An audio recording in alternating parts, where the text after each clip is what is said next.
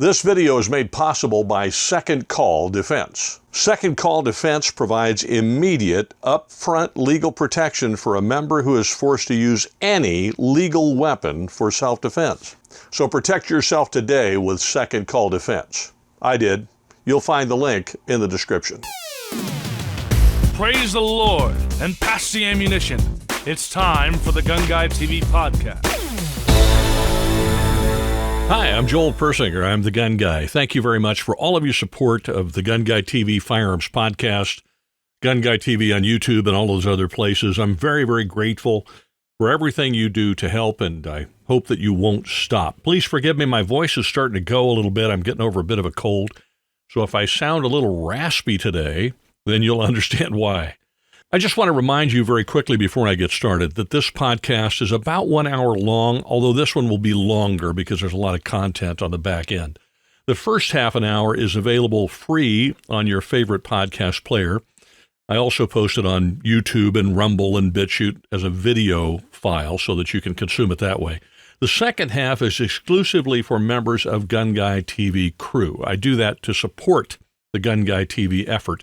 Otherwise, we wouldn't be able to keep the lights on. So if you would like to join GunGuyTV crew for behind-the-scenes content, direct access to me, exclusive videos and posts each day, and so that you can listen to the entire podcast each episode, you can do that by going to the GunGuyTV crew link in the description, or just go to GunGuyTVcrew.com, and that will get you there. All right, let's get started. Now, before I get too far into this, I do want to let you know that I'm going to talk about some tough subjects here. I'm going to try to get through the negative, kind of tough part as early as I can, but I hope you will stick with me because I'm trying to make a point. I want to make sure that I have an opportunity to make it, so please don't bail in the beginning.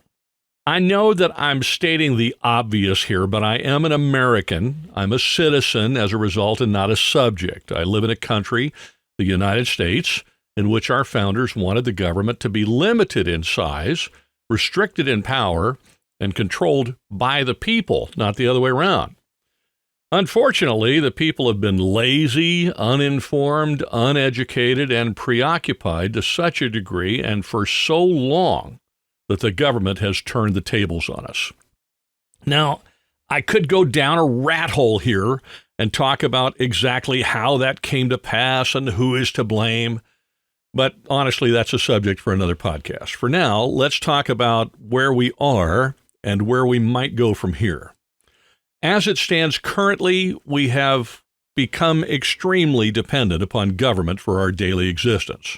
As a result, our lives can be dramatically affected either positively or negatively by whomever happens to hold public office at the time. Trump and Biden are stark examples of this. Under Trump, the United States was once again powerful. I would say we were feared, if not respected. We were strong economically and militarily, and energy independent for the first time in my over 60 years of life.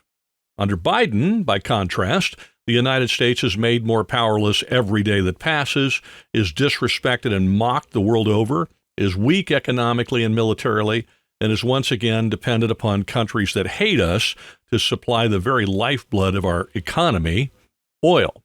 This is not the first time the country has experienced such contrasts. It happens over and over again. It's happened previously during my lifetime. In fact, I remember the disastrous days of Jimmy Carter.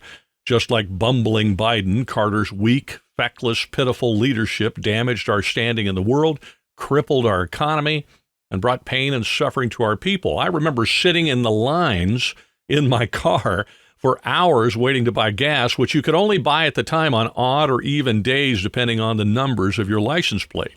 Fortunately, I also remember the prosperous days under the leadership of Ronald Reagan that followed Carter's miserable failures. Still, Carter and Reagan are just the other examples from my life experience. If you study our country's history, you can easily find many, many more. The difference is that way back when, Americans then were less dependent upon government than we are today, and I think, therefore, we're more able to cope in some ways than we are currently. Additionally, the press was of a different political bent in many cases, and we didn't have big tech driving the public narrative in order to promote their worldview and increase their wealth and power. But let's get back to the attitudes of the American people, because I think that's where I'd like to focus. Let me just call it what it is. I'm going to be totally blunt here, and I hope you'll forgive me. Americans have forgotten that our forebears were a hardworking, resilient, innovative, independent, self-reliant people who applied a can-do attitude to pretty much everything they put their hands to. Now, while some of them were at times forced to take a handout, I mean, if you think about it, the Great Depression comes to mind. Those that stood in the soup and bread lines were embarrassed a lot of times by their need for charity and would rather have been working. Today's Americans, by comparison, would rather sit at home on the public dole than risk raising a blister performing a hard day's work. Is there any wonder why the roofers who are working on my house speak more Spanish and French Creole than English? Now look, before you get your knickers in a knot and start screaming racism, remember that my wife and I both speak Spanish. She is of Mexican and Spanish heritage. I am not disparaging those who speak Spanish or those who have legally immigrated to our country. So hang in there with me. I'm trying to make a point here, and you might need to hear it. My grandparents, who were born in the early 1900s, and my great-grandparents, who were born in the mid to late 1800s, were a different breed of Americans than we see today in most examples. I grew up around them, and fortunately for me and my family, their ways of thinking rubbed off. Hence the reason why we have a garden and fruit trees, keep chickens for eggs, and can our own vegetables. This is the same reason that my wife and I are both self-employed, and the reason why I buy tools when I have the money to do it and can make my own furniture, chicken coops, outbuildings, and the like. I also load most of the ammunition that I use for hunting, for shooting, and for making videos on GunGuyTV for that matter. I learned self-reliance from those who came before me. To say that the old folks in my family, when I was growing up, lived by a never quit motto would be an understatement. They were intimately familiar with hardship and self-reliance in ways that we simply are not in today's world. I'll give you an example. My Aunt Peggy, whom I love dearly, was born in 1888 in Indian Territory, Oklahoma. Now, the majority of Oklahoma was actually Indian Territory at the time because Oklahoma didn't become a state until 1907. You had to be strong-willed and independent back then, or you just didn't make it. My Aunt Peggy carried that way of thinking throughout her life. When the man she loved was killed in the trenches of World War I, she didn't allow that terrible loss to destroy her. She didn't need a safe space, happy pills, or years of therapy. She shed her tears, she mourned her loss, and then she carried on and built a meaningful life for herself. In the process, she set a stellar example for my grandmother, who talked about Peggy all the time, my mother, and honestly for me. One of the many things I admired about her was her outward focus. The world did not revolve around Peggy as far as Peggy was concerned. I remember hearing the stories of what Peggy did during the Great Depression. For example, when many folks were going without the basic necessities of life, Peggy and my great-aunt Carrie organized a community garden, raised chickens, and took really whatever steps were needed to be taken in order to provide for their little slice of America. Can do and never quit were baked into Peggy's DNA. I was always inspired by her strength, her resilience, her kindness, and her love. I will never forget her. She passed away at the respectable age of 84. Unfortunately, I don't see that same strength of will in many of today's Americans. As people, I think we've forgotten how to exist without our government running everything and providing everything. We've replaced self-reliance and freedom with dependence upon government for our very existence. And in the process, we've relinquished control of our lives to that very self-same government.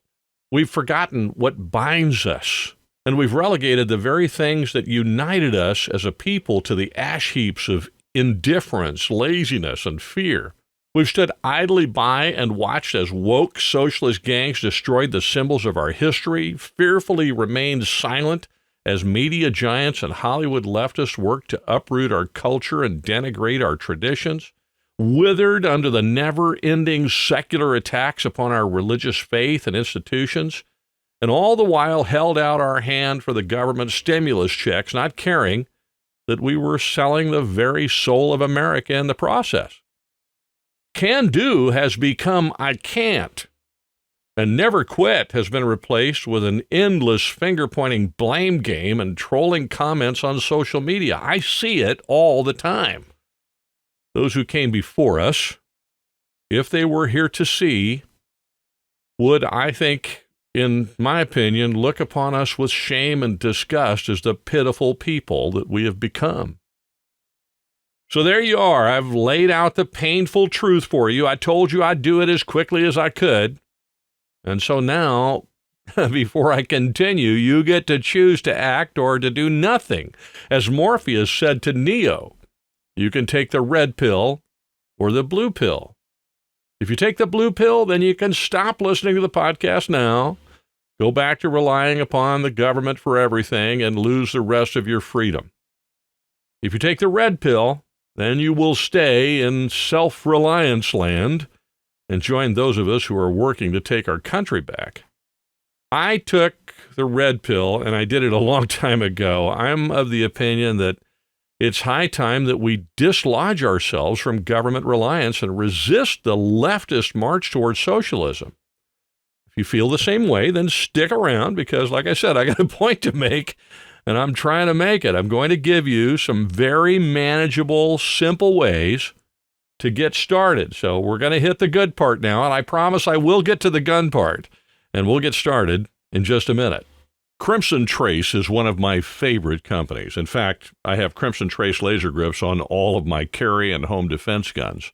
There are a lot of reasons why I recommend Crimson Trace laser grips.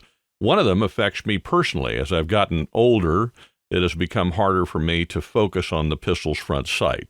And at the same time, my night vision has gotten a bit worse every year. In my experience, that laser helps me get on target much faster. And when combined with a light, it allows me to identify a threat and get on target to deal with it with incredible ease and efficiency. If you've been thinking about lasers and weapons lights, check out Crimson Trace. You'll find a link in the description and on my website. Don't forget to use the code GunGuy10 to save 10% on all your purchases with Crimson Trace. This podcast needs your help. Send your entire wallet to The Gun Guy, 1313 Mockingbird Lane, Transylvania. Okay, before I get started again, let me clear up something I said a few moments ago about the stimulus checks. COVID and the government shutdowns hit people so hard that many would not have made it without those stimulus checks, and I understand that. In fact, our business was down quite a bit, so we took advantage of the Paycheck Protection Program that Trump created, and we were very grateful for the help. So if you were truly in need, then I hope you received every stimulus check that you could possibly receive and that could possibly be sent to you, and I sincerely hope that it helped you and you were able to keep your head above water. I don't want to in any way lay a guilt trip on you about receiving a stimulus check. That said, I think it is important for us to learn from that experience so that we reduce our chances of ever being that dependent upon government handouts again. Okay, having cleared that up, here we go. I'm going to give you some quick steps to take, and then I'll let you know what my family and I are doing and what we plan to do in the future to become less dependent upon our government and to quell this woke socialist leftist approach to changing our government into a socialist welfare state. Number one, change the way you think. If you change your thinking, you'll go a long way toward making changes in your life that are very positive. For example, I've been telling students forever that you are responsible for you. No one else bears that responsibility. If you don't take care of yourself and provide for yourself and your family, then nobody else will. Once you make this attitude change in your head and in your heart, an entire world of possibilities opens up to you. Next, think about what government provides that you might be able to provide for yourself, at least to some degree. Remember, this is not an all or nothing proposition. We're making small changes in our lives to restore our self-reliance and our independence a little at a time. It doesn't all have to be done at once. And the truth is, we're always going to be somewhat dependent upon government and somewhat dependent upon society and somewhat dependent upon each other. No man is an island, someone once wrote. All right, then think about what woke corporations and organizations provide and how you might free yourself from that need by taking your business elsewhere. You accomplish two things by doing that. One, you no longer have that need from that group that is taking away your freedoms and destroying your way of life, and at the same time, you're no longer funding their effort to do those things to you. So let's look at those in greater detail as we go along. That's number one. Number two, now that you have a list of changes that you might make, start brainstorming ways to take your freedom back by becoming more self-reliant and less dependent upon government and woke companies. Obviously, this is going to be different for each person. No two people are alike, and no two people's needs are alike. So don't think that what applies to the other guy is necessarily going to help you. Number three, draft a plan. If it isn't written down, it's not a plan. So draft a plan. I use the word draft for that reason. Your plan will forever be a work in progress, but it still needs to be written down. The hard part is getting your first draft of a plan figured out and actually writing it down. Your plan can be as simple or as detailed as you want. Some people are very detailed and analytical and others aren't. That's okay. It doesn't have to. I mean, if it's written down on your computer and it's 18 pages long or you wrote it down on a beer napkin, doesn't really matter as long as you've got it written down and you know what it is. Just make sure that the steps are attainable. It may be something that you have to do over time. In fact, frankly, it probably will be something you have to do over time. And then number four, finally, get to work. You can plan all you want, but unless you take action, nothing will ever occur. My wife and I used to talk about having kids for the longest time, and then we realized that's not how you have them.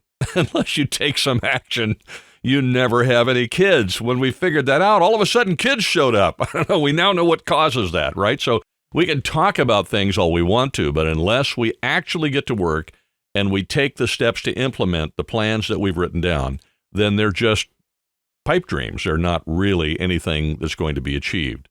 So there you are. It wasn't hard, was it? That was pretty simple to get that all figured out. And we can get into the details of it here in a second, but it's a really basic 4-step thing. It's not hard. And if you didn't write those down, you can back up the podcast and listen to it again, and you'll get those 4 items. They're just simple action items that anybody can do. Now, I'll tell you what we've been doing and what we plan to do in the Persinger household. And so don't worry, I'll get to the gun part at the end. I know everybody wants to know about the gun part. I'll get to that at the end, but I want to go through some of these other things first for you so that you have an idea of how simple this is, but it does take some effort and it takes some planning. And I want to remind you, it can be done a little bit at a time. Like the old saying says, how do you eat an elephant? Well, you do it one bite at a time. Okay, so let's talk about employment, how you make money, basically. And that may be your employment, or it may be a little side business you start, or it might be the business you already own. Now, in our case, we have a business. But employment means that you actually are doing something to generate an income. And so those would be skills that might be valuable that you have now, or that skills that might be valuable in times of need, or skills that might be valuable that allow you to do some barter or some trade. Now, in normal times for us, we actually have a small business. You may not, and that's fine. If you're working at a job or whatever, it's whatever brings in that money for you. In our case, the small business does help us, though, in some areas where the government is concerned. And so if you have a small business already, or if you start a small business, it does give you some freedom and some leverage you wouldn't otherwise have. And so that's why I bring it up.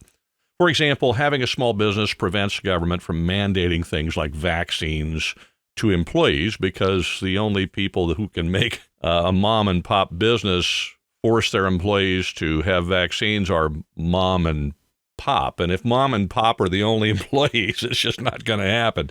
I should clarify that both my wife and I are vaccinated, but that's because we made that choice ourselves. It's not because somebody forced us to do it. We decided to do that. And in our view, that's a freedom that each one of us has. We can choose to be vaccinated and we don't have to explain the whys and wherefores, or we can choose not to be vaccinated and we don't have to explain the whys or wherefores, and we shouldn't be forced to do that. I actually have a friend who's an electrician that has a small electrical business, and he does have employees. He doesn't have sufficient number that the government is yet forcing him to force them to be vaccinated, but he's already said that he'll pack up and move to a free state if he has to and get out of California before he will force his employees to do something like that.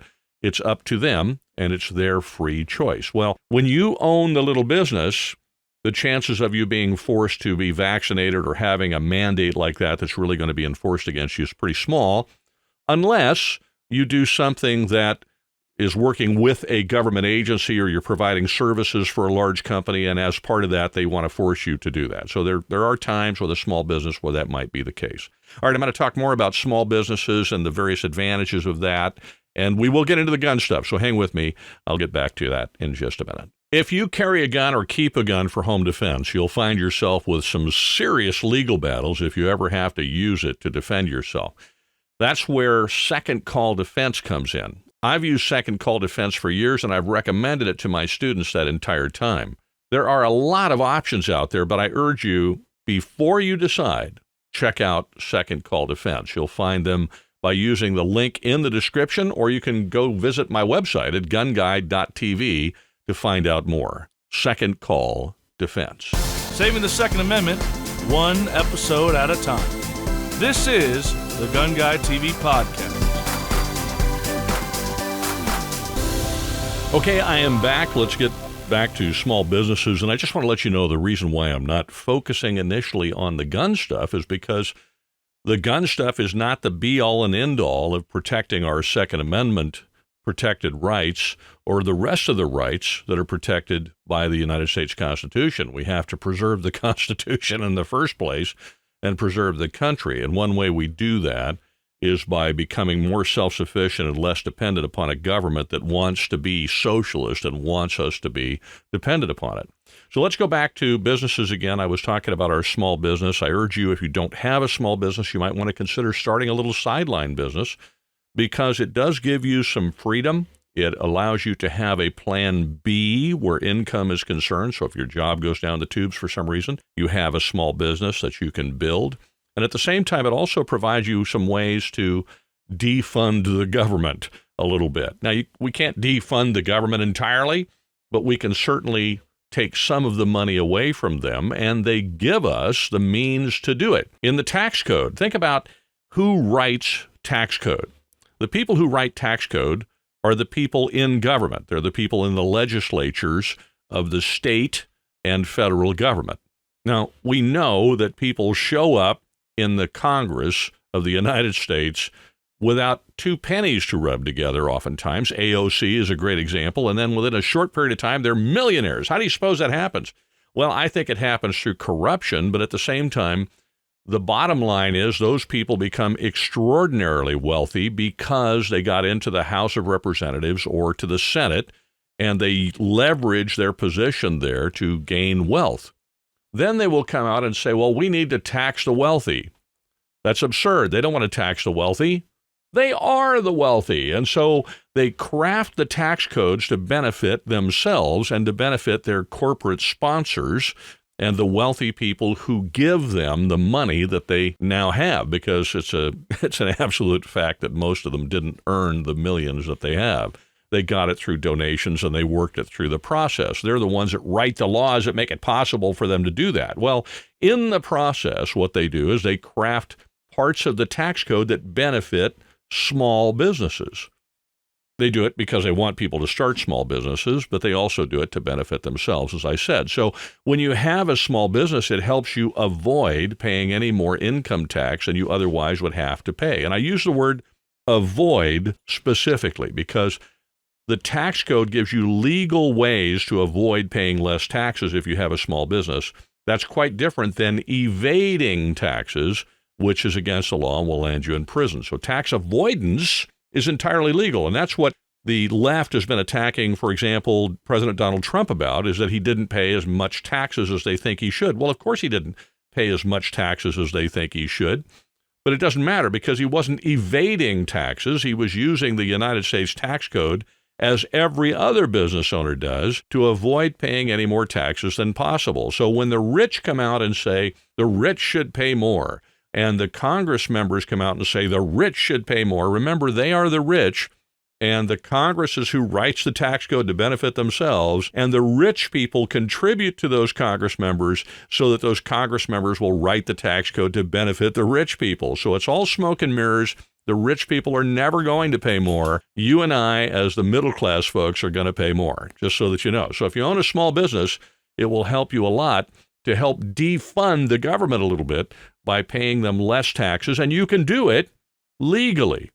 The other part of our income generation is really part of my retirement. Since I don't have a government job, I've had to contribute to retirement plans, if you want to call it that. And over the years, I've done that, and we've done that. One of the things that we've done is we purchased rental properties at a time when you could actually do it in California and have them be cash flow positive when they were rented. And that's really hard to do that now because their prices are through the ceiling, but we've had them for 20 some odd years, and that's the reason why we were able to do it. And we do have a few rental properties, not a bunch. We're not, property millionaires or whatever, but these properties provide us with some income that we otherwise wouldn't have. And at the same time, if you can do it, if the market takes a dive and it's possible for you to have rental properties or that kind of investment, it's a wise thing to do because it does act as a hedge against inflation. Right now we're experiencing inflation. And as prices go up, what else goes up? Rents go up. And guess what else goes up? Property values go up. So you may be paying more at the pump and at the grocery store, but at the same time, your renters are paying more for the rent and the property values are going up. So your net worth is rising at the same time. And that's one of the reasons why people like to invest in real estate. But there are other ways to invest. And what I would urge you to do is, as you look at how you invest for your retirement or your income, look at what you're investing in, so that you're not funding some of these woke corporations and woke organizations that are trying to take your rights away. So a lot of times we're voting with our pocketbook. People say, well, vote with your wallet and leave the state of California. Okay, well, we could do that. We are Calizones. I've mentioned that before. But at the same time, there are other ways to vote with your wallet. And I'm explaining some of the ways for you to do that. If you can't leave the state that is overmanaged or is a blue state that's taken your rights away, then at least find ways to remove some of the funding that you give that state or some of the funding that you give those government or those organizations by basically using the laws to your advantage or taking your money and spending it elsewhere. Now, in troubled times, obviously, our income would maybe be changed a little bit if something happened with our business. So we want to have some backup ways to trade. For example, if money becomes so inflated, that prices become so inflated that no matter how much money you make, you can't buy anything with it, which is entirely possible. It's happened in other countries, and it could very well happen here. Then you want to have some skills with which to barter. And when I say barter, if you can't make enough money to pay to get your car fixed, really, but the guy who's fixing cars isn't making enough money to pay for the furniture he'd like to buy for his house, you can build the furniture and he can fix your car and everybody wins. Basically, what we're talking about here is purchasing power. But in any case, let's talk about our current situation. Obviously, the economy is not doing as well as it was under Trump. If you don't realize that, it's because you live in a cave. Biden has taken every opportunity to destroy our economy, and he's done a very effective job at it. And so as a result, gas prices are through the roof. Are there any prices that aren't through the roof? Everything is through the roof. And when that time comes, I've lived through this before, I can tell you that barter and trade become a very effective way to purchase things because, if you think about it, as money begins to buy less, your skills still they retain all of their purchasing power. That's why when you go to the mechanic to have your car fixed, you have to pay more now because the money is worth less. It's not that his skill is worth less, his skill is the same. So if the guy who fixes your car needs to buy furniture for his house, and you make great furniture and he likes the furniture you make, and you need your car fixed, you can make that guy an exquisite coffee table and he can fix your car. the value of your skill building furniture and the value of his repair to your vehicle remain the same, even though the money buys less. And that's where trade and barter become a very powerful tool to acquire things when money becomes pretty much worthless, or at least worth a lot less. In addition to barter, think about the fact that cash is always king. I mean, cash is always king. If you pay cash, you will always get a discount for services by doing so. You need your house roofed like we just did, or you need plumbing done like we just did, or whatever the case might be, and you're willing to pay that vendor cash, particularly if it's a small company, a mom and pop roofer or a mom and pop plumbing company, they're going to give you a discount for that. There are a lot of reasons why, all of which you probably know. I would say one big one is that the vendor doesn't have to pay the credit card processing fees if you don't use a credit card. If you pay them cash, there's no banking fees involved in any of that.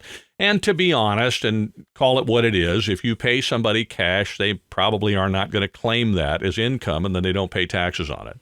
Well, that's not my problem. If I pay a small plumbing company cash, it's not up to me whether they obey the tax laws or not. It's up to them. And it's not on me if they don't. I'm not in a position where I have to follow them around and make sure they file their taxes properly.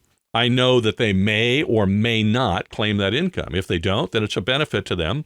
And if they don't, guess what? They just failed to fund the nanny state of the state of California, or the nanny country of the Biden administration. I'm not so sure I'm unhappy about that. So remember, cash is king. I'm not advising you not to pay taxes, and I'm not making advice that you should use cash so that you don't have to claim it. That's up to you.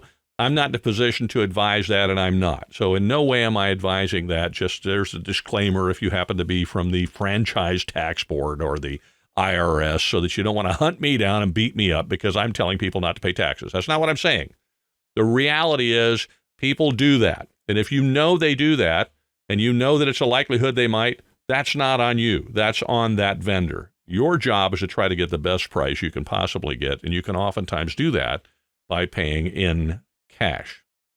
Now, alternative currencies are also a big deal right now, Bitcoin and the other cryptocurrencies. I have to say I don't know a lot about them. I haven't investigated them to the degree I want to, but I do plan to do so, and there are several reasons why. Not least of which is they generally run on a blockchain, which, as I understand it, leaves the currency with no centralized depository, no centralized hub, no centralized records that the government can grab a hold of and exploit. It protects you in many ways from government intrusion into your finances. And right now, when you've got the Biden administration trying to sneak in a provision into their Build Back Better nonsense that would allow the IRS to snoop on your every financial transaction, I think investigating using cash and investigating using barter and investigating cryptocurrencies that are blockchain currencies wouldn't be a bad idea, and that's one of the reasons why I'm looking into it. But I can't advise you about them because the truth is I'm not a financial advisor, and I'm not really that informed about them, but I'm just sharing with you some of the things that we are doing or considering doing. I am going to look into them and research them and try to learn about them, even at my ripe old age of 60-something. All right, taxes. Again, avoid them to the degree that you can do so legally. The more legal deductions you have, the better, and that allows you to then reduce your tax liability. I talked about that a little bit earlier. And once again, cash is king.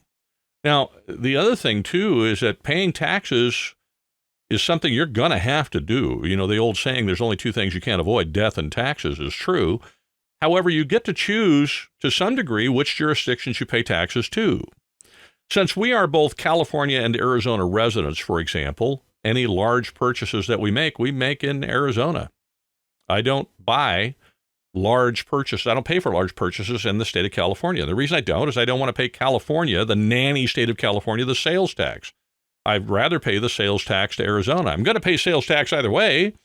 Then I might as well pay it to a state that is much better about protecting my rights and honoring and respecting my constitutionally protected rights than to pay it to a state that wants to strip me of them on a regular basis. So if I purchase something that's a large ticket item, I have it shipped to our address in Arizona, and I pay Arizona taxes on it. That's where it goes. And then when we're out at Arizona, we'll be out there in November on our property for Thanksgiving and hanging out there for a while.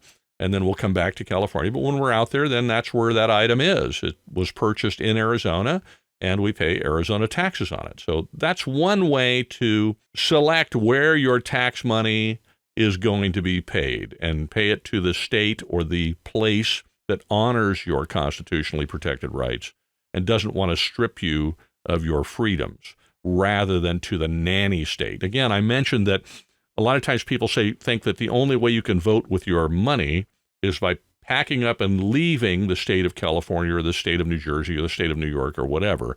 Sometimes there are creative legal ways for you to be able to pay some of those taxes to a jurisdiction that really helps you and not to a jurisdiction that doesn't. And this is one example of how we do it. Now, nothing against the law in doing that. We're not cheating anybody out of anything. We are paying our taxes. We're just paying them to Arizona instead of California wherever possible. That doesn't mean we don't buy things in California. It doesn't mean that we don't pay California sales tax. We most certainly do. But if it's a large ticket item, and we can legally buy that large ticket item in Arizona, where we also have residency, then we're going to buy it in Arizona.